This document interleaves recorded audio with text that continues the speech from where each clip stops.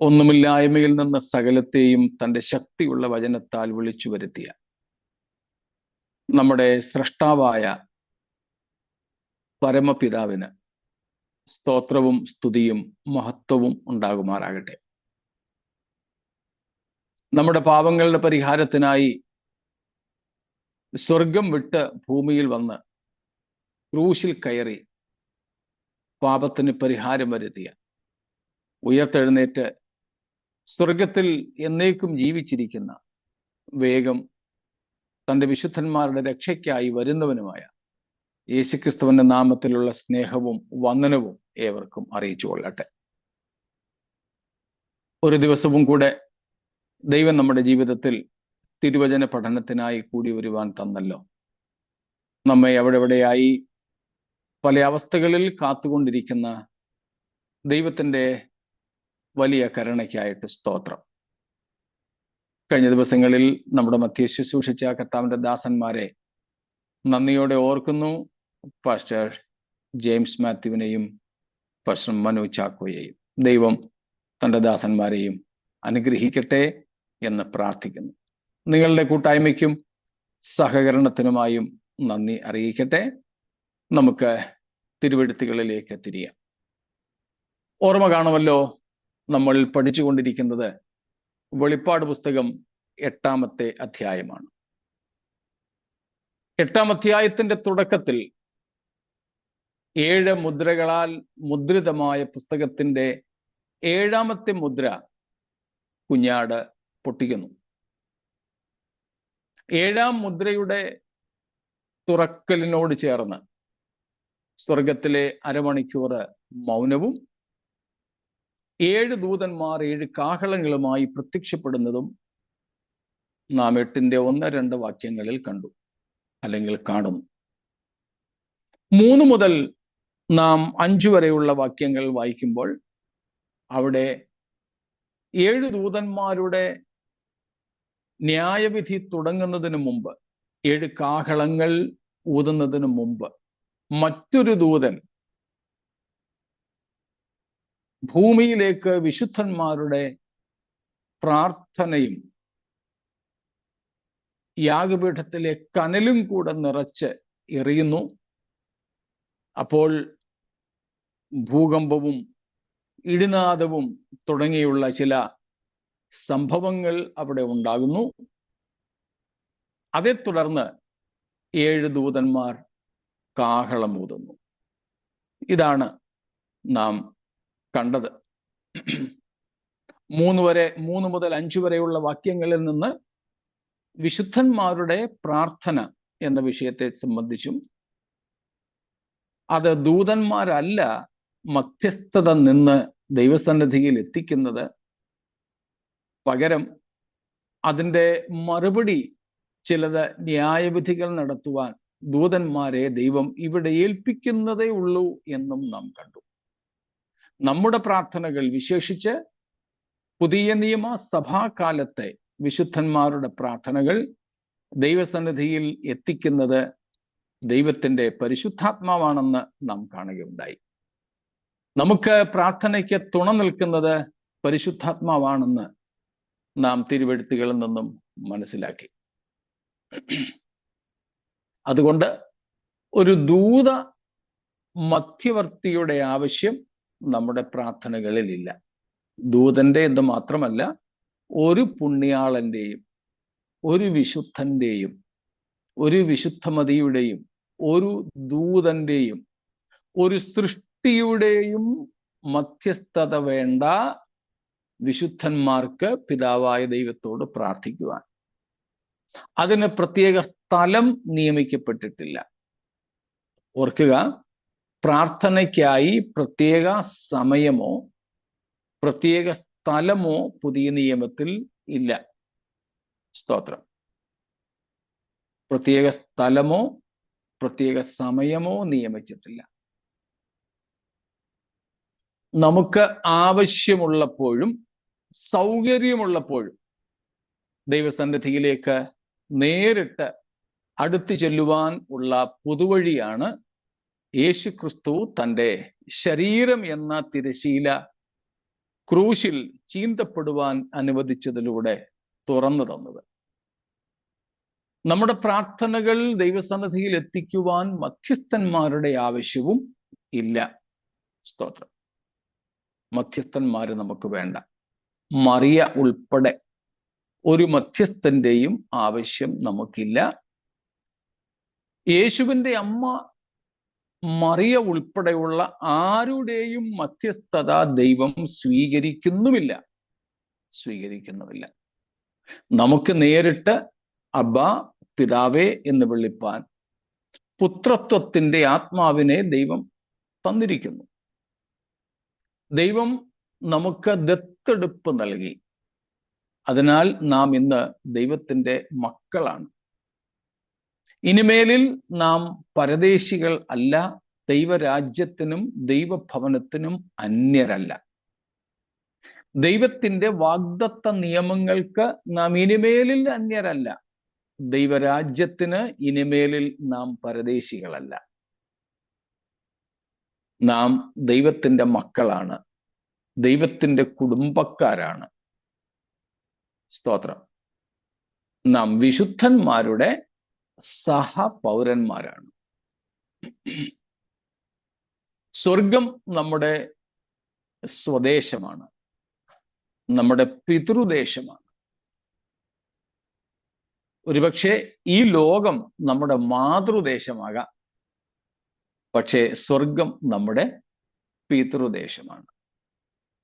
അപ്പന്റെ ഭവനത്തിനാണല്ലോ അവകാശമുള്ളത്, പിതൃഭവനം. സ്തോത്രം. ആ കാര്യങ്ങളാണ് നാം വെളിപ്പാട് 8-ാം അധ്യായത്തിന്റെ 3 മുതൽ 5 വരെയുള്ള വാക്യങ്ങളിൽ നിന്നും കണ്ടത്. നാം സങ്കീർത്തനത്തിൽ വായിക്കുന്നുണ്ട്, സ്തോത്രം, നമ്മുടെ പ്രാർത്ഥന ദൈവസന്നിധിയിൽ ധൂപമായി തീരട്ടെ എന്ന്. 141-ാം സങ്കീർത്തനത്തിന്റെ 2-ാമത്തെ വാക്യത്തിൽ നമ്മൾ വായിക്കുന്നു, 141 verse 2. സാം.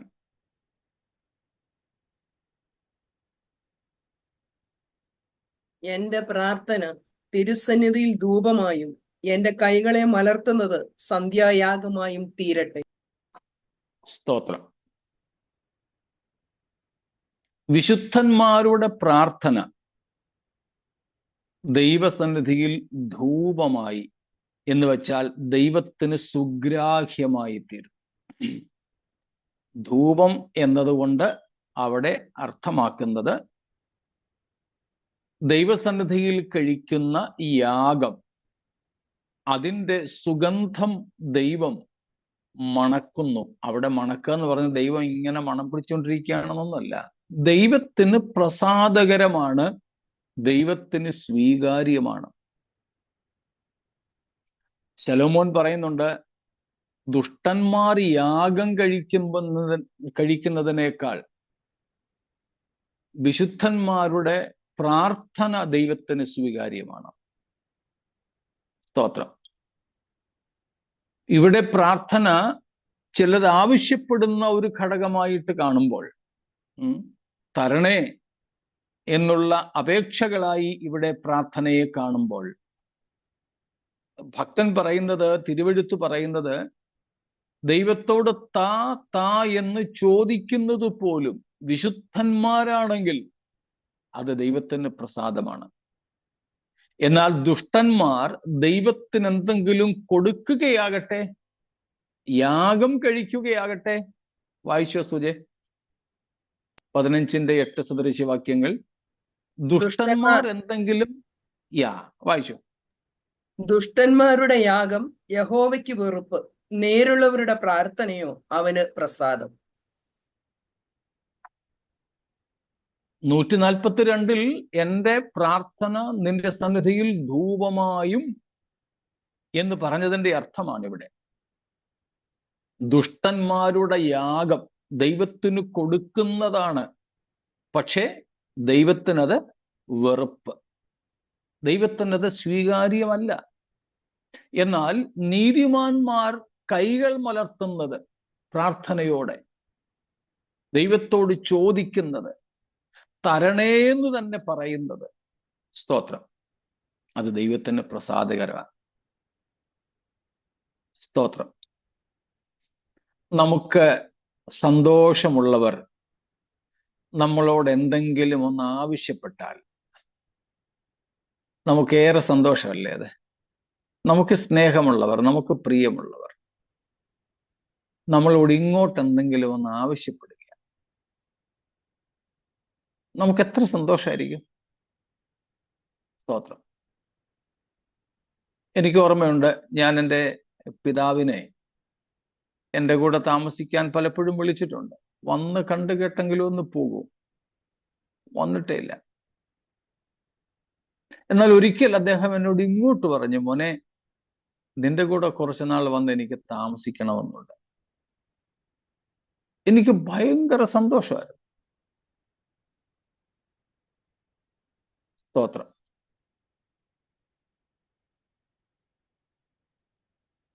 ദൈവത്തോട് നാം എന്തെങ്കിലും ചോദിക്കുകയാണെങ്കിൽ പോലും, നാം വിശുദ്ധന്മാരാണെങ്കിൽ, ദൈവത്തിന് പ്രിയരാണെങ്കിൽ, അതും ദൈവത്തിന് പ്രസാദകരമാണ്. സ്തോത്രം. വളരെ പ്രസാദകരമാണ്.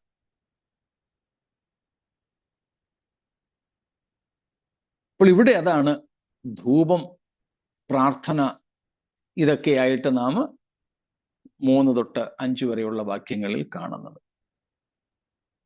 നമ്മൾ ആ ഭാഗങ്ങൾ വിട്ടിട്ട് 6 മുതൽക്കുള്ള വാക്യങ്ങളിലേക്ക് വന്നു. 6-ാം വാക്യത്തിൽ 7 ദൂതന്മാർ കാഹളമൂതുവാൻ തയ്യാറായിട്ട് നിൽക്കുന്നു. അതിനുശേഷം 7-ാമത്തെ വാക്യത്തിൽ ആദ്യത്തെ ദൂതൻ ഊതുന്നു. ആദ്യത്തെ കാഹള ന്യായവിധി. ആ കാഹള ന്യായവിധിയിൽ ഭൂമിയുടെ ഹരിത ലോകത്തിന്റെ, ഗ്രീൻ വേൾഡ്, ഹരിത ലോകത്തിന്റെ 1/3, 1/3 ഇല്ലാതെയായി തീരുന്നു. നമ്മൾ കാണുകയുണ്ടായല്ലോ, ഈ ആദ്യത്തെ നാദ ന്യായവിധിയിൽ മിസ്രയീമിൽ ദൈവം അയച്ച ബാധകൾ പോലെയുള്ള ബാധകൾ സംഭവിക്കുന്നു. മിസ്രയീമിൽ ദൈവം അയച്ചതിനേക്കാൾ ഏറെ കഠിനമേറിയതാണ് ഇവിടെ ദൈവം അയക്കുന്നത്. അതാണ് നാം 7-ാം വാക്യത്തിൽ കണ്ടത്. 1-ാമത്തെ ദൂതൻ ഊതി. അപ്പോൾ തീമഴ പോലെ, കൽമഴ പോലെ പെയ്യുന്നതും, തീ കൊണ്ട് ഭൂമിയിലെ ഹരിത ലോകത്തിന്റെ 1/3 ഇല്ലാതെയായി തീരുന്നതും അഥവാ വെന്തുപോകുന്നതുമാണ് നാം കാണുന്നത്. സ്തോത്രം. അവിടെ നാം കാണുന്നത് രക്തം കലർന്ന കൽമഴയും തീയും ഭൂമിയിൽ പെയ്ച്ചൊരിഞ്ഞിട്ട് ഭൂമിയിൽ 1/3 വെന്തുപോയി, വൃക്ഷങ്ങളിൽ 1/3 വെന്തുപോയി, എല്ലാ പച്ചപ്പുല്ലും വെന്തുപോയി. So it affected 1/3 of the green world on earth. ഇത് ഭൂമിയുടെ മേൽ നടത്തപ്പെടുന്ന അഗ്നിന്യായവിധിയുടെ ഒരു ചിത്രമായി നമുക്ക് കാണാം. സ്തോത്രം. അഗ്നിപ്രളയമാണ്, തീയാലുള്ള ശിക്ഷാവിധിയാണ്. മുഴുവൻ ലോകത്തെയും ഭൂമിയെയും തീ കൊണ്ട് ന്യായം വിധിക്കുന്നതൊന്നും ഇനിയും വരാനിരിക്കുന്നതേ ഉള്ളൂ. അത് നിത്യതയുടെ തുടക്കത്തിന് തൊട്ടു മുൻപായിരിക്കും. എന്നാൽ ഇത് അതിൻ്റെയൊക്കെ ഒരു ചെറിയ ലാഞ്ചനകൾ മാത്രം. സ്തോത്രം. യോവേൽ പ്രവചനം 2-ാമത്തെ അധ്യായം 30, 31, 32 കൂടെ ഒന്ന് വായിച്ചാട്ട്. Joel chapter 2, 30, 31 and 32.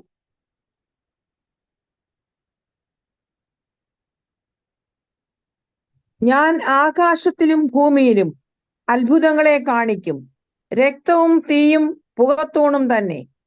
യഹോവയുടെ വലുതും ഭയങ്കരവുമായുള്ള ദിവസം വരും മുൻപേ സൂര്യൻ ഇരുളായും ചന്ദ്രൻ രക്തമായും മാറിപ്പോകും. എന്നാൽ യഹോവയുടെ നാമം വിളിച്ചപേക്ഷിക്കുന്നവൻ ഏവനും രക്ഷിക്കപ്പെടും. യഹോവ അരുളി ചെയ്തതുപോലെ സിയോൻ പർവ്വതങ്ങളിലും യെരൂശലേമിലും ഒരു രക്ഷിതഗണവും ശേഷിച്ചിരിക്കുന്നവരുടെ കൂട്ടത്തിൽ യഹോവ വിളിക്കുന്നവരുള്ളവരും ഉണ്ടാവും. സ്തോത്രം. ഈ പ്രവചനങ്ങളൊക്കെ നിറവേറാൻ തുടങ്ങുകയാണ് ഇവിടെ, നിറവേറാൻ തുടങ്ങുകയാണ്. യെശയ്യാ പ്രവചനം 2:12-17 കൂടെ വായിച്ചോളൂ. ഐശയ്യാ ചാപ്റ്റർ 2 വേഴ്സസ് 12 and 17.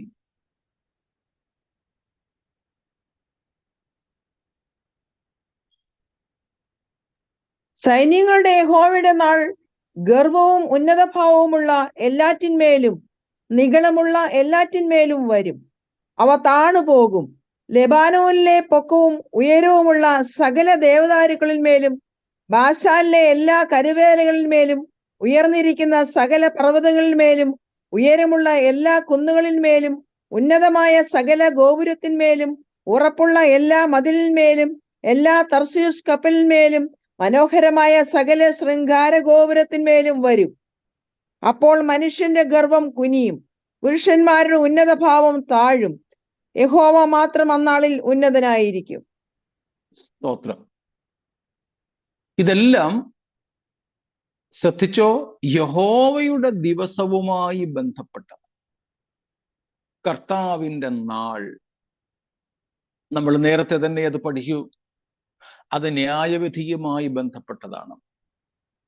ഇവിടെ യഹോവയുടെ ദിവസം, കർത്താവിന്റെ നാൾ എന്ന നിലയിൽ ന്യായവിധിയുടെ തീ കൊണ്ടുള്ള എല്ലാ പച്ച മരത്തിന്മേലും ഉള്ള ഹരിത ലോകത്തിന്മേലുള്ള ദൈവന്യായവിധിയെ ഇവിടെയെല്ലാം ചിത്രീകരിക്കുകയാണ്. 1/3 വെന്തുപോകുന്നു, 1/3 വെന്തുപോകുന്നു. നാം ആ ഭാഗം വിട്ടിട്ട് 2-ാമത്തേതിലേക്കും വന്നിരുന്നുവല്ലോ. 8ഉം 9ഉം വാക്യങ്ങൾ, വെളിപ്പാട് പുസ്തകം 8-ാം അധ്യായത്തിന്റെ 8ഉം 9ഉം വാക്യങ്ങളിൽ നിന്നും നാം കണ്ടു 2-ാമത്തെ ദൂതൻ ഊതുന്നതിനെ കുറിച്ച്. സ്തോത്രം. ആ വാക്യം കൂടെ ഒന്ന് വായിച്ച് നമുക്ക് വിട്ടേക്കാം.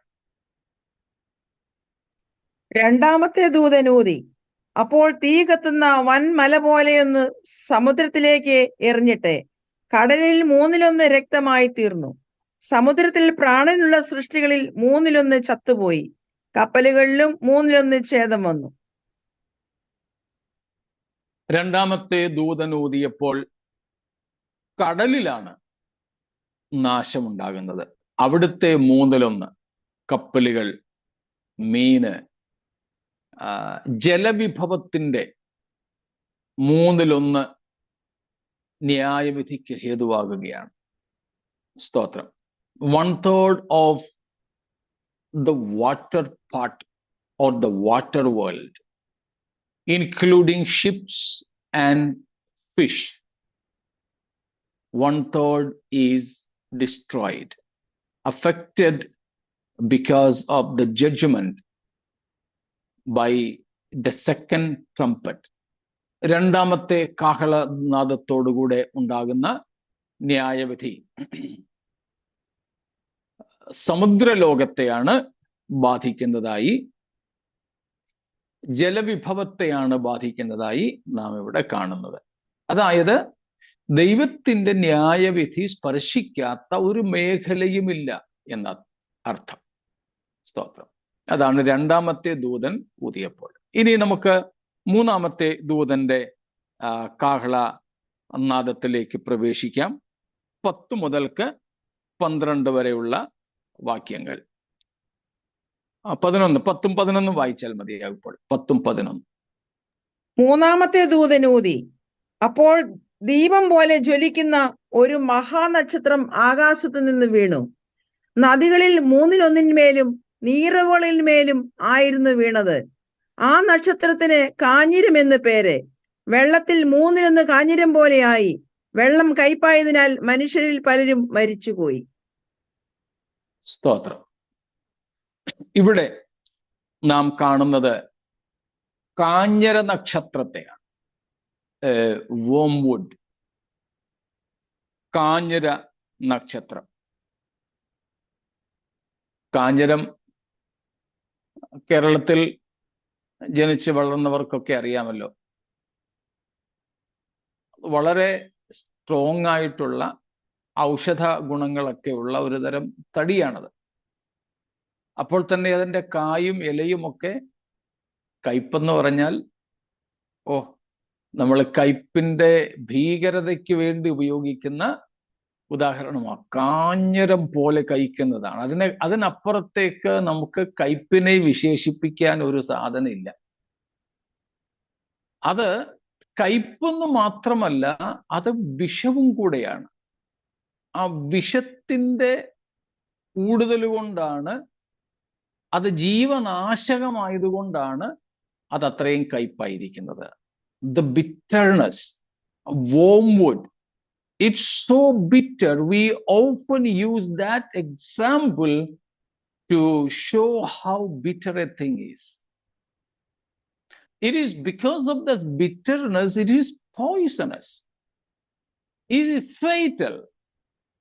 അതിന്റെ കായും ഒക്കെ കഴിക്കുകയാണെങ്കിൽ കാഞ്ഞിരത്തും കഴിച്ചാൽ മതി ചാകാൻ. ഒരു പ്രത്യേക അളവിൽ അപ്പുറമായിട്ട് മൃഗങ്ങൾ പോലും കഴിച്ച് ചത്ത ഞാൻ കേട്ടിട്ടുണ്ട്.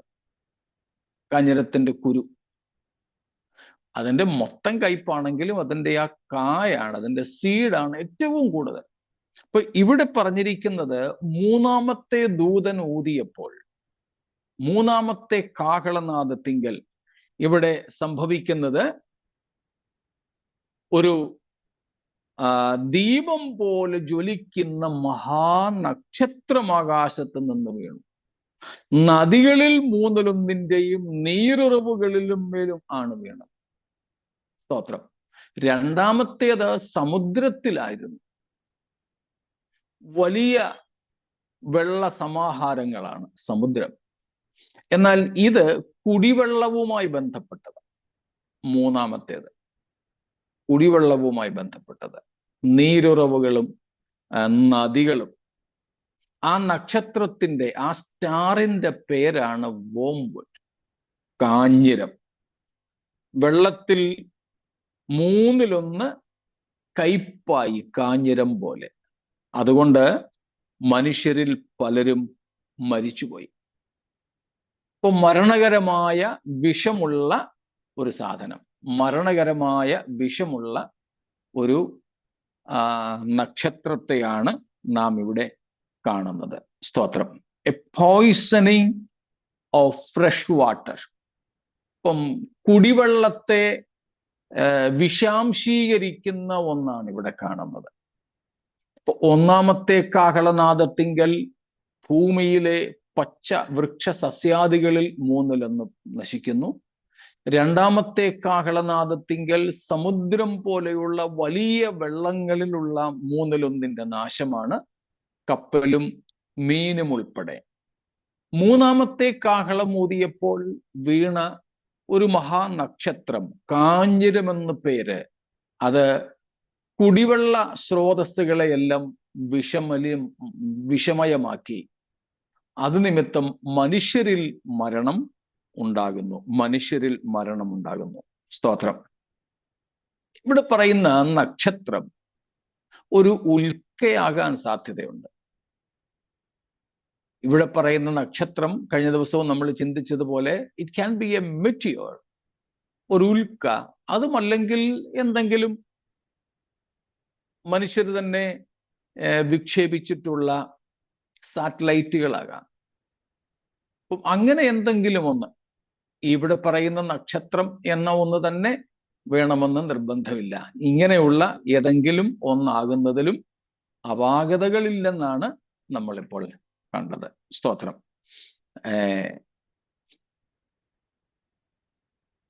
യിരെമ്യാ 9-ാം അധ്യായത്തിന്റെ 13 തൊട്ട് 15 വരെ ഒന്ന് നോക്കുമോ? ജെറമായ ചാപ്റ്റർ 9, 13-15.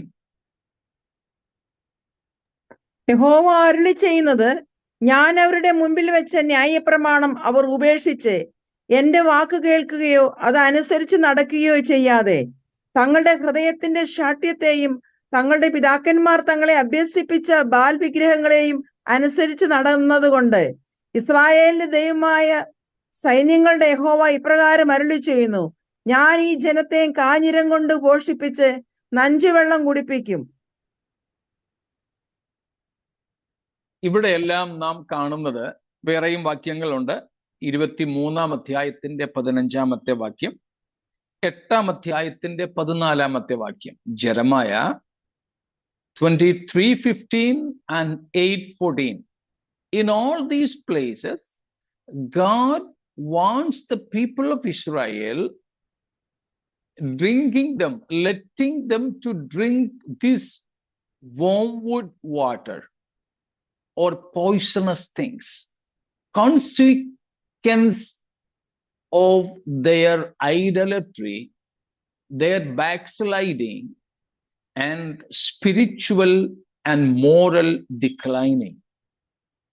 ദൈവം ഇവിടെ പ്രവാചകനിലൂടെ ഇസ്രായേൽ മക്കളോട് പറയുകയാണ്, ദൈവം അവരെ കാഞ്ഞിരം കുടിപ്പിക്കുമെന്ന്, നഞ്ചുവെള്ളം കുടിപ്പിക്കുമെന്ന്, അവരുടെ ജലസ്രോതസ്സുകളിൽ വിഷം കലർത്തുമെന്നാ പറഞ്ഞതിന്റെ സാരം. എന്തുകൊണ്ടാ? അവരുടെ വിഗ്രഹാരാധന നിമിത്തം, അവരുടെ പിന്മാറ്റം നിമിത്തം, അവരുടെ മ്ലേച്ഛത നിമിത്തം. So these are the results of human sin, idolatry and immorality. ആത്മീയമായ പിന്മാറ്റത്തിന്റെയും അസാൻമാർഗികതകളുടെയും വിഗ്രഹാരാധനയുടെയും ഒക്കെ പരിണിത ഫലമായി ദൈവം ജനത്തെ ശിക്ഷിക്കുന്ന ശിക്ഷാരീതികളാണ് ഇവ എന്ന് പ്രവാചകൻ നമ്മെ പഠിപ്പിക്കുന്നു.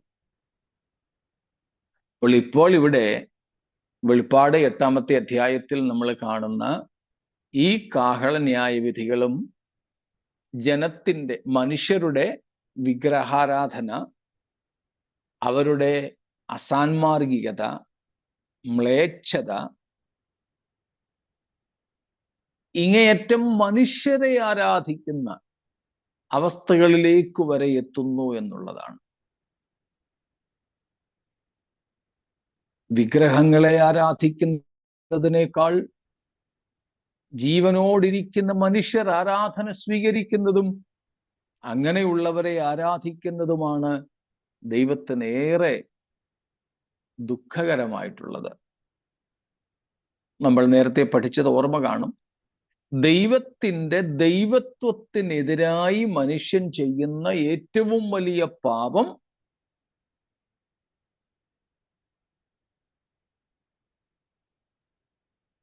പറഞ്ഞാട്ടെ, വരണമല്ലോ, വിഗ്രഹാരാധന. Yes, idolatry. ദൈവത്തിന്റെ ദൈവത്വത്തിന് എതിരെ മനുഷ്യൻ ചെയ്യുന്ന ഏറ്റവും വലിയ പാപമാണ്. സ്തോത്രം. ആരാധ്യനായ ദൈവം, ഏക ആരാധ്യൻ ദൈവം മാത്രം. പക്ഷേ ആ ദൈവത്തിൽ നിന്നും അകലുകയോ മാറുകയോ ചെയ്തിട്ട് ദൈവം അല്ലാത്തവയെ ദൈവം എന്ന് കണ്ടുകൊണ്ട് ആരാധിക്കുന്നത് ദൈവത്തിനത് ഒട്ടും സ്വീകാര്യമല്ല. അതുകൊണ്ടാണ് യെശയ്യാവിലൂടെ പറഞ്ഞത്, ഞാൻ എൻ്റെ മഹത്വം മറ്റൊരുത്തനും എൻ്റെ സ്തുതി വിഗ്രഹങ്ങൾക്കും വിട്ടുകൊടുക്കുകയില്ല. 42-ന്റെ 8-ാമത്തെ വാക്യത്തിൽ. ദൈവം ഏറ്റവും അധികം വെറുക്കുന്ന ദൈവത്വത്തിനെതിരായ പാപമാണ് വിഗ്രഹാരാധന. വിഗ്രഹാരാധന പല രീതികളിലുണ്ട്. പലരുടെയും രൂപങ്ങൾ വെച്ചുകൊണ്ടുള്ള ആരാധനയുണ്ട്. അത് തന്നെ ദൈവത്തിന് വെറുപ്പാണ്. എന്നാൽ ഇവിടെ രൂപങ്ങൾ വെച്ചുകൊണ്ടുള്ള ആരാധന മാത്രമല്ല നടക്കുന്നത്. ജീവനോടിരിക്കുന്ന മനുഷ്യരെ ദൈവം എന്ന നിലയിൽ ആരാധിക്കുന്നതാണ്. എതിർ ക്രിസ്തുവിന്റെ ഭരണകാലത്ത് നടക്കാൻ പോകുന്ന അതല്ലേ. ജീവനോടിരിക്കുന്ന ഒരു സാധാരണ മനുഷ്യൻ മാത്രമായ എതിർ ക്രിസ്തു തൻ്റെ വിഗ്രഹങ്ങളെ നമസ്കരിക്കുവാൻ മനുഷ്യരെ നിർബന്ധിക്കുന്നു.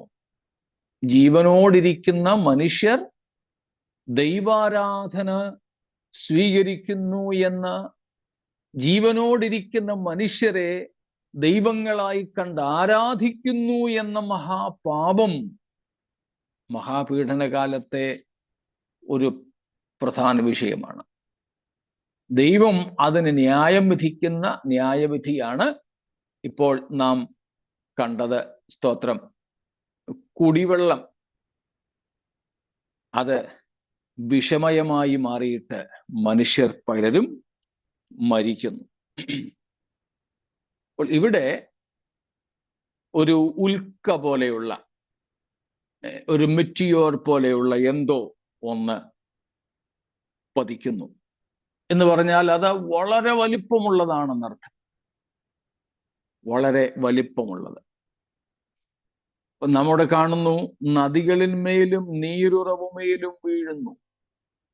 അപ്പോൾ അത് ഭൂമിയുമായി അടുത്തതാണ്, സമുദ്രത്തിൽ നിന്നും വ്യത്യസ്തമായി, ഉണങ്ങിയ കര മാത്രം ഉൾപ്പെടുന്നതിൽ നിന്നും വ്യത്യസ്തമായി. മനസ്സിലായോ?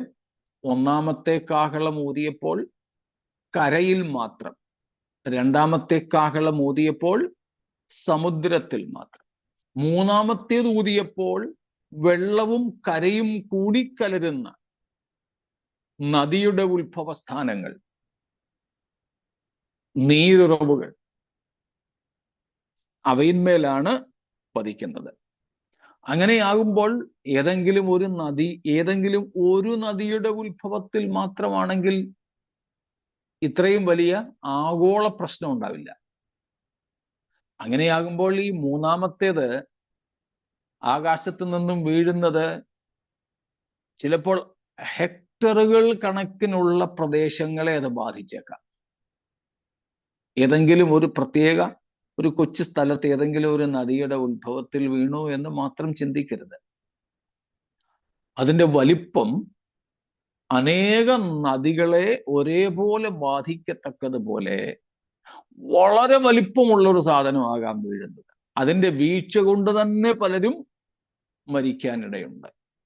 സ്തോത്രം. അപ്പോൾ ഇവിടെ നാം കാണുന്നത് ഈ കാഹളങ്ങളുടെ ഊത്തുകൊണ്ടുണ്ടാകുന്ന ന്യായവിധികൾ നിമിത്തം ഭൂപ്രകൃതിക്കും ഭൂപ്രദേശത്തിന്റെ ആകൃതിക്കും തന്നെ വ്യത്യാസം വരും. നിങ്ങൾ ഓർക്കുന്നുണ്ടാവും ഒരുപക്ഷെ, യേശുക്രിസ്തുവിന്റെ വരവിനുള്ള വേദപുസ്തകത്തിലെ ഉറപ്പുകൾ, guarantees for the coming of the Lord, കർത്താവിന്റെ വരവിന് വേദപുസ്തകം തരുന്ന ഉറപ്പുകളെ കുറിച്ച് നമ്മൾ പഠിച്ചെന്ന് എൻ്റെ ഓർമ്മ. 10 കാര്യങ്ങൾ എൻ്റെ ഓർമ്മ എങ്ങനെയാ. അതിൽ ഒന്നായിരുന്നു യോഹന്നാൻ സ്നാപകന്റെ സാക്ഷ്യം എന്നുള്ളത്. സ്നാപക യോഹന്നാൻ ശുശ്രൂഷിക്കാൻ വന്നപ്പോൾ താൻ പറയുകയുണ്ടായി, കർത്താവിൻ്റെ വലുതും ഭയങ്കരവുമായ നാൾ വരുന്നതിനെ കുറിച്ചും അന്ന് ഉയർന്നും പൊങ്ങിയും ഉള്ളതൊക്കെ, അതുപോലെ താഴ്വരകൾ, ഇവയെല്ലാം നികന്ന് ഒന്നായി തീരുന്നതിനെ കുറിച്ചൊക്കെ, ഭൂപ്രകൃതിയിൽ വരുന്ന മാറ്റങ്ങളെ കുറിച്ച്. എന്നാൽ യേശുവിൻ്റെ ഒന്നാമത്തെ വരവിൽ അങ്ങനെയൊന്നും സംഭവിച്ചില്ല. അതുകൊണ്ട് യോഹന്നാൻ സ്നാപകൻ പറഞ്ഞതിൻ്റെ കുറെ ഭാഗങ്ങൾ ഭാവിയിൽ സംഭവിപ്പാനിരിക്കുന്നതാണ്. അതുകൊണ്ട് യോഹന്നാന്റെ സാക്ഷ്യവും യേശുക്രിസ്തുവിന്റെ മടങ്ങിവരവിന് വേണ്ടിയുള്ള ഉറപ്പുകളിൽ ഒന്നായിട്ട് നമ്മൾ പഠിച്ചു. ഓർക്കുന്നുണ്ടോ? എൻ്റെ കൂടെ ഉണ്ടോ നിങ്ങളെല്ലാവരും? സ്തോത്രം. ഓക്കെ. അപ്പോൾ ഈ വിധ സംഭവങ്ങൾ കൊണ്ട് ഭൂമിയുടെ ഷെയ്പ്പിന് മാറ്റം വരും, ഭൂമിയുടെ ആകൃതിക്ക് മാറ്റം വരും, ഭൂപ്രകൃതിക്ക് മാറ്റം വരും. അത് 1000 ആണ്ട് വാഴ്ചയ്ക്ക് മുമ്പ് സംഭവിക്കേണ്ടതാണ്.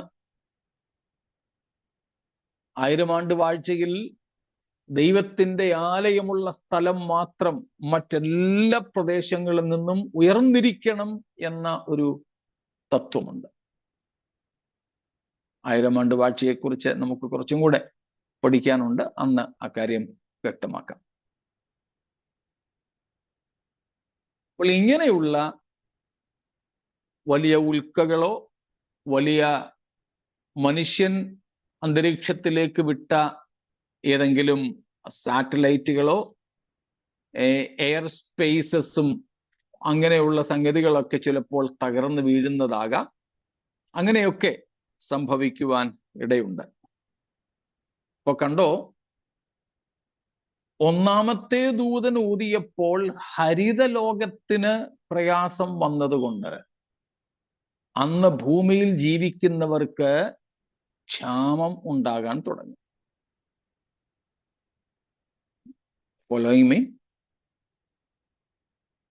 As the first angel sounded the trumpet, 1/3 of the green world was destroyed. That would lead the human world or the living world to a famine of grains, grass, and so on.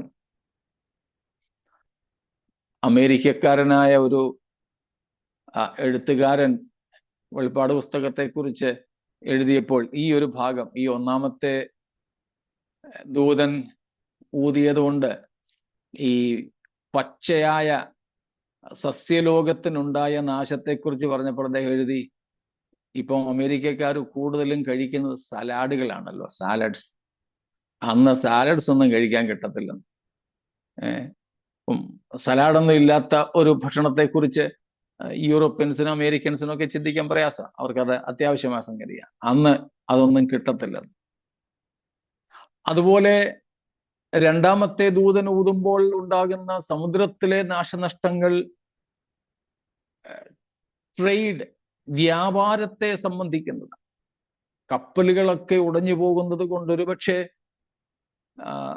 ധാരാളം മനുഷ്യന് ഉപയോഗപ്രദമായ വാണിജ്യ സാധനങ്ങൾ, commodities, അത് നഷ്ടമാകും.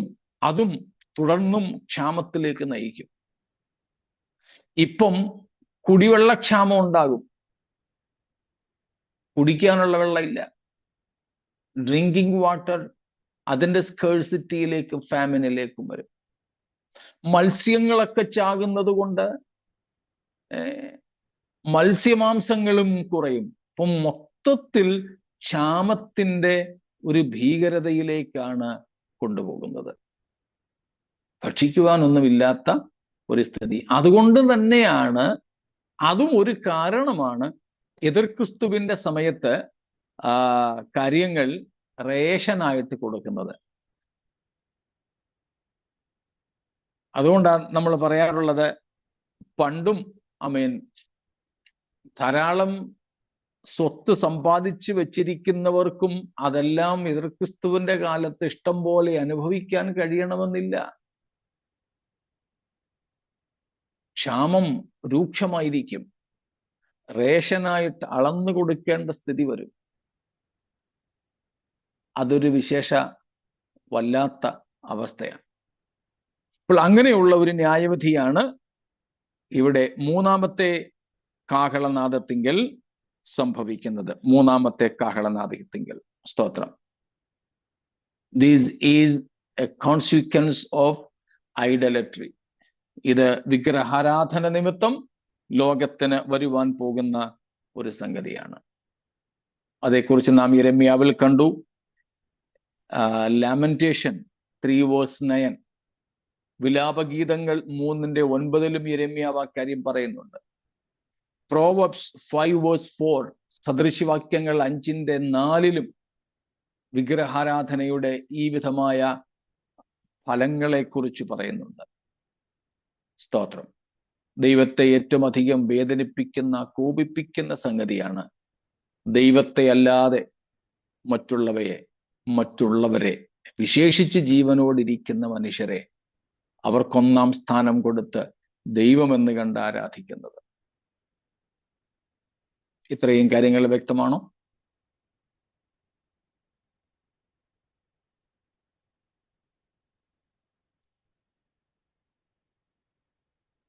എങ്കിൽ നാലാമത്തെ ലാമെന്റേഷൻ 3-ന്റെ എത്രയായിരുന്നു റെഫറൻസ്?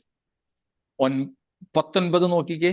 3:19, 3:19 പ്ലീസ്, വായിച്ചോളൂ. നീ എന്റെ കഷ്ടതയും അരിഷ്ടതയും കാഞ്ഞിരവും കയ്പും ഓർക്കണമേ.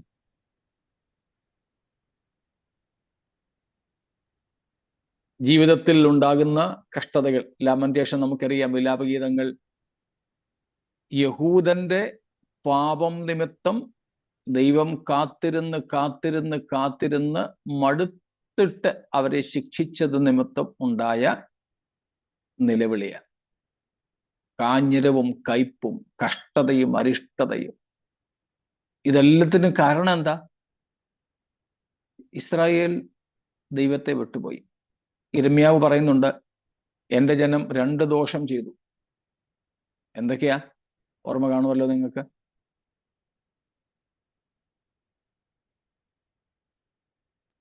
ജീവനുള്ള ദൈവത്തിന്റെ ഉറവയായ എന്നെ ഉപേക്ഷിച്ച ഒരു പൊട്ടക്കിണറുകളെ. അതെ, സ്തോത്രം. ജീവജലത്തിന്റെ ഉറവയായ എന്നെ അവർ ഉപേക്ഷിച്ചു. അവർ വേറെ കിണർ കുത്തി, പക്ഷെ വെള്ളമില്ലാത്ത പൊട്ടക്കിണർ. ഇസ്രായേലിന്റെ പാപമായിരുന്നു. ഓർമ്മ കാണും, ഇസ്രായേൽ മക്കളെ ദൈവം ഇങ്ങനെ ശിക്ഷിക്കാനുള്ള പ്രധാനപ്പെട്ട 4 പാപങ്ങളെപ്പറ്റി നമ്മൾ പഠിച്ചിട്ടുണ്ട്. ഓർമ്മയുണ്ടോ ആർക്കെങ്കിലും?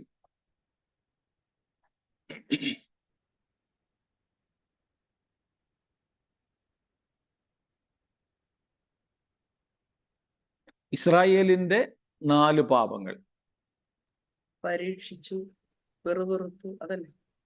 അല്ല, അത് മരുഭൂമിയിൽ വെച്ച് അവർ പെട്ടുപോകാൻ കാരണമായതാണ്.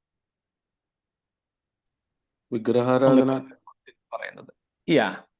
ഒന്ന് വിഗ്രഹാരാധന, 2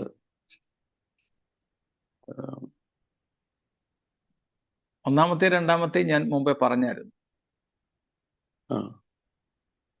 അസാൻമാർഗികത, പരസംഗം, അസാൻമാർഗ. അതെ അതെ, അതെല്ലാം അസാൻമാർഗികതയിൽപ്പെടും. മൂന്നാമത്തേത് സോഷ്യൽ ഇൻജസ്റ്റിസ്, സാമൂഹിക അനീതി. കാശുള്ളവൻ കാശില്ലാത്തവനെ ഞെരുക്കി, അധികാരമുള്ളവൻ അധികാരമില്ലാത്തവനെ പിഴിഞ്ഞു. സാമൂഹിക അനീതി, സോഷ്യൽ ഇൻജസ്റ്റിസ്. നാലാമത്തേത് ദൈവം. അതെല്ലാം സോഷ്യൽ ഇൻജസ്റ്റിസിൽ വരും, അതെല്ലാം അതിൽപ്പെടുത്താം. നാലാമത്തേത് ദൈവം പ്രവാചകന്മാരെ വിട്ട് അവരോട് അറിയിച്ച മാനസാന്തരത്തിന്റെ സന്ദേശം അവർ ആവർത്തിച്ച് തിരസ്കരിച്ചു കൊണ്ടിരുന്നു. ദൈവ വചനത്തെ തിരസ്കരിച്ചത് അല്ലെങ്കിൽ നിരസിച്ചത്, അതാണ് നാലാമത്തെ പാപം. Despising the word of God, despising the God-sent prophets, despising the call to repentance. മാനസാന്തരത്തിനായി ദൈവം പ്രവാചകന്മാരിലൂടെ ആവർത്തിച്ചവർക്ക് കൊടുത്ത കൽപ്പനകളെ അവർ പുറം കാലുകൊണ്ട് ചവിട്ടിക്കളഞ്ഞു. ഈ 4 പാപങ്ങളായിരുന്നു ഇസ്രായേലിന്റെയും യഹൂദയുടെയും പ്രവാസത്തിന് കാരണം. അത് വെച്ചുകൊണ്ടാണ് യിരെമ്യാവ് വിലാപഗീതങ്ങൾ 3:19 നിലവിളിക്കുന്നത്, ഞങ്ങളുടെ കഷ്ടതയും അരിഷ്ടതയും കാഞ്ഞിരവും കയ്പും ഓർക്കണമേ. സ്തോത്രം. അപ്പോൾ വിഗ്രഹാരാധനയുടെ ഫലമാണിത്. ഈ വിധമായ 4 പാപങ്ങൾ എന്നും ഉണ്ടാകുന്നുണ്ട്. ഇന്നും അതെ, സഭയ്ക്കകത്തുമുണ്ട്, പുറത്തുമുണ്ട്. ഈ പ്രത്യേക കാലഘട്ടത്തിലേക്ക് വരുമ്പോൾ ഇത് വളരെയധികമായിട്ട് കൂടും എന്ന് മാത്രം. അതുകൊണ്ടാണ് ഈ കാഞ്ഞിരത്തിന്റെ അനുഭവം അന്നുള്ളവർക്ക് ദൈവം കൊടുക്കുന്നത്, പാപത്തിന്റെ പരിണിത ഫലമായിട്ട്. ഇങ്ങനെ കൊടുക്കുമ്പോഴും ഓർക്കുക, മാനസാന്തരത്തിനൊരു പഴുതിട്ടിട്ടുണ്ട് അവിടെ.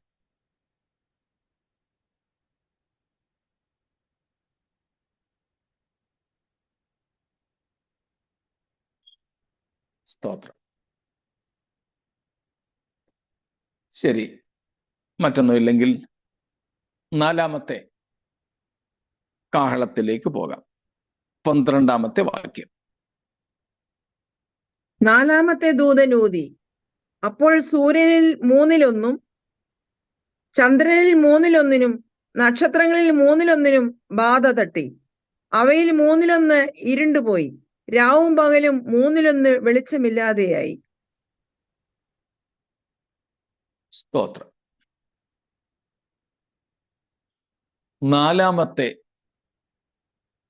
ദൂതൻ ഊതിയപ്പോൾ ഇരുട്ടാണ് ഉണ്ടാകുന്നത്.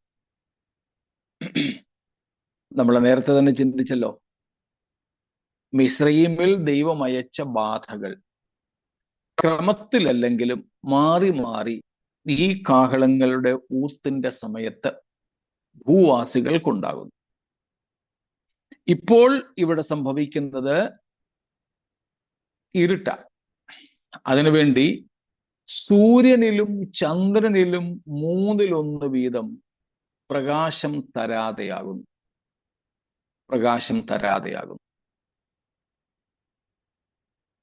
ഈ ബാധ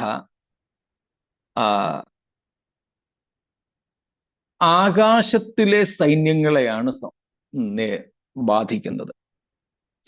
ഭൂമിയിലെ വൃക്ഷസസ്യാദികൾ, സമുദ്രത്തിലെ മത്സ്യവും വ്യാപാര വാഹനങ്ങൾ, ഷിപ്സും, പിന്നീട് കുടിവെള്ളവും ഭക്ഷ്യയോഗ്യമായ മത്സ്യസമ്പത്തും, ഇനിയും ആകാശത്തിലെ സാധനങ്ങളാണ്, ദൈവസൃഷ്ടികളാണ് ബാധിക്കപ്പെടാനുള്ളത്. അതാണ് 4-ാമത്തെ കാഹളനാദത്തിങ്കൽ സൂര്യൻ, ചന്ദ്രൻ, നക്ഷത്രങ്ങളിലാണ് ന്യായവിധി നടക്കുന്നത്. വാനഗോളങ്ങളിൽ ഉണ്ടാകുന്ന ന്യായവിധിയെക്കുറിച്ചാണ് നാം കാണുന്നത്. 1/3 ഭാഗം ഇരുട്ടാകുന്നു. തൽഫലമായിട്ട് ഭൂമിയിൽ അതിൻ്റെ പ്രതിഫലനങ്ങൾ ഉണ്ടാകും. ഭൂമിയിലും സമുദ്രത്തിലും അതിൻ്റെ പ്രതിഫലനങ്ങൾ ഉണ്ടാകും. പ്രത്യേകിച്ച് എതിർക്രിസ്തുവിൻ്റെ നേരിട്ടുള്ള ഭരണത്തിൽ ആയിരിക്കുന്നവരെയാണ് ഈ ബാധകൾ കൂടുതലും ബാധിക്കുക. ലോകത്ത് എങ്ങും ഉണ്ടാകുമെങ്കിലും എതിർക്രിസ്തുവിൻ്റെ നേരിട്ടുള്ള ഭരണത്തിൽ കഴിയുന്ന ചില പ്രദേശങ്ങളുണ്ടല്ലോ, അവിടെയാണ് ഇവ ബാധിക്കപ്പെടുന്നത്. നാം തിരുവെഴുത്തിൽ കാണുന്നുണ്ട്. ലൂക്കോസ് 21-ാമത്തെ അധ്യായത്തിൽ 25 മുതൽ 27 വരെയുള്ള വാക്യങ്ങൾ. ലൂക്ക് 21, 25-27. സൂര്യനിലും ചന്ദ്രനിലും നക്ഷത്രങ്ങളിലും ലക്ഷ്യങ്ങൾ ഉണ്ടാകും. കടലിന്റെയും ഓളത്തിന്റെയും മുഴക്കം നിമിത്തം ഭൂമിയിലെ ജാതികൾക്ക് നിരാശയോടുകൂടെ പരിഭ്രമം ഉണ്ടാകും. ആകാശത്തിന്റെ ശക്തികൾ ഇളകിപ്പോകുന്നതിനാൽ ഭൂലോകത്തിന് എന്തു ഭവിക്കാൻ പോകുന്നു എന്ന് പേടിച്ച് നോക്കി പാർത്തുകൊണ്ട് മനുഷ്യർ നിർജീവന്മാർ ആകും. സ്തോത്രം. നമ്മളിതൊക്കെ പാട്ടുകളിലൂടെ പാടാറുള്ള സംഗതികളാണ്. കർത്താവ് ഇവിടെ നേരിട്ട് ഗിരിപ്രഭാഷണം പോലെ പ്രധാനപ്പെട്ട യേശുവിൻ്റെ ഒരു പ്രഭാഷണമാണ് ഒലീവറ്റ് ഡിസ്കോസ്, ഒലിവുമല പ്രഭാഷണം. ഇവിടെ ആ പ്രഭാഷണത്തിൽ യേശുക്രിസ്തുവിൻ്റെ മടങ്ങിവരവ്, ലോകാവസാനം എന്നിവയെക്കുറിച്ചൊക്കെയുള്ള സൂചനകൾ നൽകുമ്പോൾ പറയുന്ന കാര്യങ്ങളാണ് ഇത്. സ്തോത്രം. എന്ന് വെച്ചാൽ ആകാശത്തിലും വാനഗോളങ്ങളിലും ലക്ഷണങ്ങൾ ഉണ്ടാകും. സ്തോത്രം. ലക്ഷണങ്ങൾ ഉണ്ടാകും.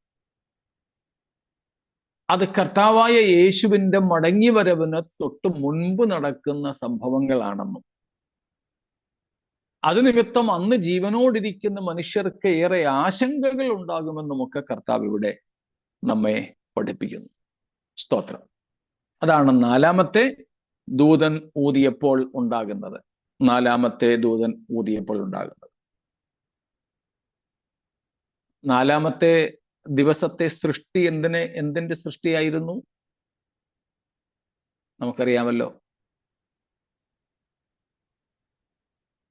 ഉൽപ്പത്തി 1-ാമത്തെ അധ്യായത്തിൽ the fourth day's creation. വെളിച്ചം. സ്തോത്രം. ഈ വാനഗോളങ്ങളിലെ വെളിച്ചം, വലിയ വെളിച്ചം, ചെറിയ വെളിച്ചം, സൂര്യൻ, ചന്ദ്രൻ, ഇവിടെ നാലാമത്തെ ന്യായവിധിയിലൂടെ അത് സംഭവിക്കുകയാണ്. അതിന്റെ ന്യായവിധി സംഭവിക്കുക. ഇപ്പോൾ ലൂക്കോസിന്റെ സുവിശേഷത്തിൽ നാം കാണുന്നത് സൂര്യനിലും യേശു കർത്താവ് പറഞ്ഞതാണ്. ഇപ്പൊ നമ്മൾ വായിച്ച വാക്യത്തിൽ ചന്ദ്രനിലും നക്ഷത്രങ്ങളിലും ലക്ഷ്യങ്ങൾ എന്ന് വെച്ചാൽ അടയാളങ്ങൾ ഉണ്ടാകും. 2, കടലിന്റെ ഓളവും മുഴക്കവും ഉണ്ടാകും. കടലിൽ ഓളത്തിന്റെയും കടൽ ഇളക്കത്തിന്റെയും മുഴക്കം ഉണ്ടാകും. 3-മതൊരു ലക്ഷണം അവിടെ പറയുന്നു, ഭൂമിയിലെ ജാതികൾക്ക് നിരാശയോടുകൂടിയ പരിഭ്രമം ഉണ്ടാകും. 4, ആകാശത്തിന്റെ ശക്തികൾ ഇളകും. ആകാശത്തിന്റെ ശക്തികൾ ഇളകും. ഭൂലോകത്തിന് എന്താണ് ഇനി ഭവിക്കാൻ പോകുന്നത് എന്ന് അറിയാതെ ജനം ആശങ്കാകുലരാകും. ജനത്തിന് നെട്ടോട്ടമാകും. പലരും നിർജീവന്മാരായിത്തീരും. എന്ത് സംഭവിക്കുമെന്ന് അറിഞ്ഞുകൂടാതെ. ഈ വിധമായ അനുഭവങ്ങൾ വല്ലതും നമുക്കുണ്ടോ? സ്തോത്രം. നമുക്കതിൻ്റെ ആവശ്യം ഇല്ല. നമുക്കറിയാം എന്താണ് സംഭവിക്കാൻ പോകുന്നതെന്ന്. Praise God. എന്തിനു വേണ്ടിയാണെന്നും നമുക്കറിയാം. എന്തുകൊണ്ടാണെന്നും അറിയാം. എന്താണ്, എന്തുകൊണ്ടാണ്, എന്തിനു വേണ്ടിയാണ്. ഇതിനെ തടയാൻ ആർക്കെങ്കിലും സാധിക്കും? ഇല്ല. ഇവ സംഭവിക്കേണ്ടത് തന്നെ. സ്തോത്രം.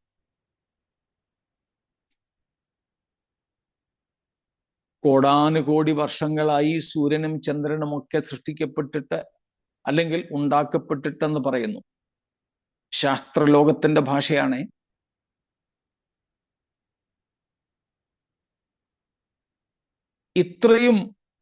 എത്രയും ആകട്ടെ, ഇത്രയും സഹസ്രാബ്ദങ്ങൾ സൂര്യൻ ഇങ്ങനെ കത്തിജ്വലിച്ചു കൊണ്ടിരിക്കുകയാണ്.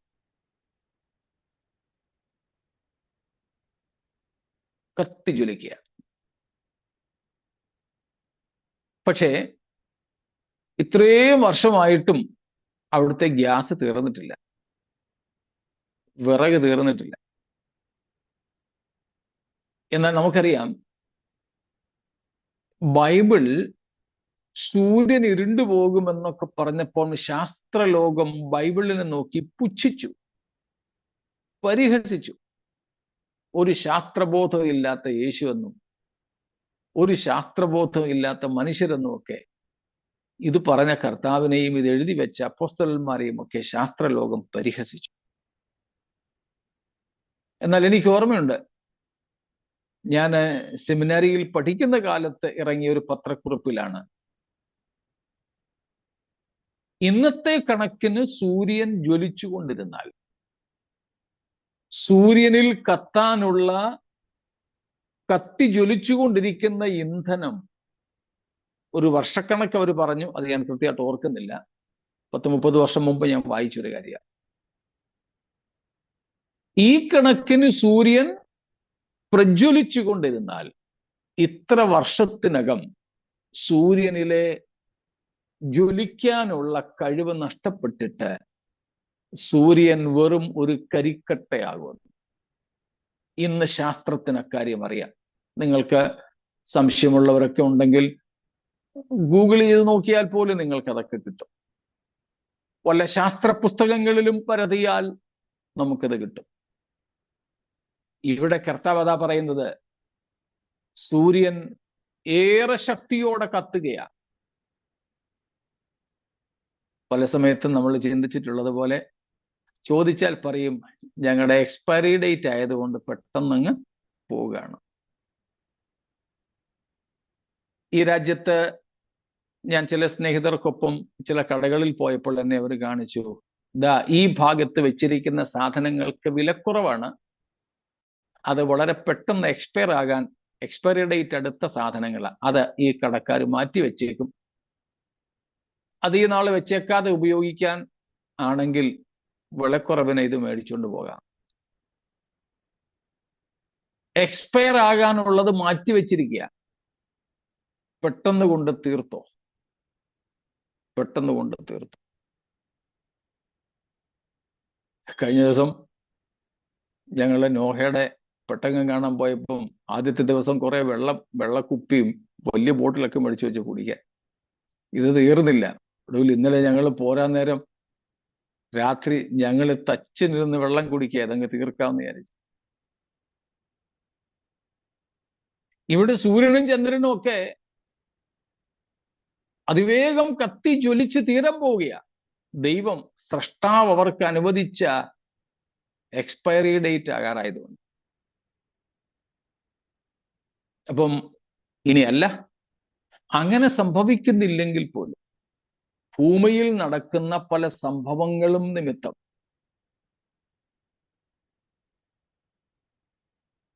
ഭൂമിയിൽ നിന്നും ഉയരുന്ന പൊടിപടലങ്ങൾ കാരണവും സൂര്യപ്രകാശം ഭൂമിയിൽ എത്താതെ തടയപ്പെടാം ചില നാളുകൾ. ഇനി സൂര്യൻ അങ്ങനെ ഒരു ഭാഗം ഇരുണ്ടു പോകുന്നില്ലെന്ന് വെച്ചാൽ പോലും ഭൂമിയിൽ ഉണ്ടാകുന്ന ഭൂകമ്പങ്ങൾ തുടങ്ങിയുള്ള സംഭവങ്ങളാൽ, അതൊക്കെ നമ്മൾ 8-ാമത്തെ അധ്യായത്തിന്റെ 5-ാം വാക്യത്തിൽ കണ്ടിരുന്നല്ലോ, അത് നിമിത്തമുണ്ടാകുന്ന പൊടിപടലങ്ങൾ നിമിത്തവും ഇവിടെ പറഞ്ഞിരിക്കുന്ന 1/3 പ്രകാശം ഭൂമിയിൽ എത്താതെ തടയപ്പെടാം. അപ്പോൾ ഈ 4 കാഹളങ്ങൾ ഊതുന്നതിലൂടെ സമുദ്രത്തിലും കരയിലും നദികളിലും ആകാശത്തിലും നടക്കുന്ന ലക്ഷണങ്ങളും ന്യായവിധികളുമാണ്. സ്തോത്രം. ദൈവത്തിന്റെ ന്യായവിധി സ്പർശിക്കാത്ത ഒരു മേഖലയുമില്ല എന്ന് നമ്മൾ ആദ്യം പറഞ്ഞത് ഓർക്കുമല്ലോ. ദൈവത്തിന്റെ ന്യായവിധി ഈ സമസ്ത മേഖലകളെയും ഒരുപോലെ ബാധിക്കും. എന്നാൽ ഇന്ന് സ്തോത്രം, നീതിസൂര്യനായ യേശുക്രിസ്തുവിനെ കർത്താവും രക്ഷിതാവുമായി സ്വീകരിച്ചിട്ടുള്ളവർക്ക് ആ വിധമായ ആശങ്കകൾ കൂടാതെ നിർഭയമായൊരു വാസം ഈ ഭൂമിയിലുണ്ട്. ഈ ഭൂമിയിൽ എത്ര കണ്ട് കഷ്ടതകൾ പെരുകിയാലും ക്രിസ്തുവിന്റെ ജനമായി തീർന്ന നമുക്ക് ഈ പറയപ്പെടുന്ന പരിഭ്രമം വേണ്ട. വിഭ്രമം കൂടാതെ, പരിഭ്രമം കൂടാതെ നമ്മുടെ വീണ്ടെടുപ്പിന്റെ നാൾ അടുത്തു വരികയാണ് എന്ന് അറിഞ്ഞ് ഏറെ സന്തോഷത്താൽ കുതിച്ചു ചാടി നമ്മുടെ കർത്താവിന്റെ വരവിനായി ഒരുങ്ങുവാൻ നമുക്ക് ഇടയാകട്ടെ. സ്തോത്രം. സംശയങ്ങളുണ്ടെങ്കിൽ നാളെ നമുക്കത് കർത്താവിന്റെ വരവ് താമസിച്ചാൽ ചർച്ച ചെയ്യാം. അതിനായിട്ട് ഇന്ന് രാത്രിയിലും നമ്മെ തന്നെ സമർപ്പിച്ച് നമ്മുടെ കർത്താവിന്റെ വരവിനായി നമുക്ക് ഒരുങ്ങാം. ആശങ്കകൾ കൂടാതെ പ്രത്യാശയോടെ നമ്മുടെ ജീവിതം കഴിപ്പാൻ ദൈവം ഈ വചനങ്ങളാൽ നമ്മെ അനുഗ്രഹിക്കുമാറാകട്ടെ. ദൈവത്തിന് സ്തോത്രം.